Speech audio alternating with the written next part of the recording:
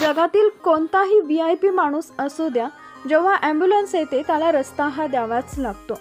Social मीडियावरती असाच एक व्हिडिओ व्हायरल होतोय जो नरेंद्र मोदी यांच्याशी संबंधित आहे।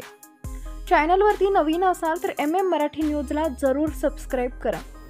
व्हायरल होणाऱ्या या व्हिडिओमध्ये तुम्ही पाहू शकता की नरेंद्र मोदी यांचा ताफा जात आहे।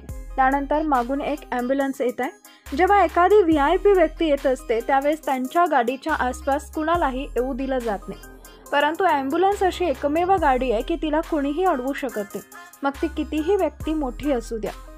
सोशल मीडियावरती या घटनेचा व्हिडिओ प्रचंड व्हायरल झालाय।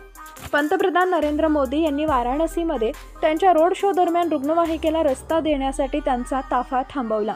वाराणसीच्या त्यांच्या 2 दिवसीय दौऱ्यावर PM मोदी वाराणसी आणि पूर्वांचलसाठी 19,000 कोटी रुपयांपेक्षा जास्त किमतीच्या 37 प्रकल्पांचे लोकार्पण आणि उद्घाटन करणार आहेत।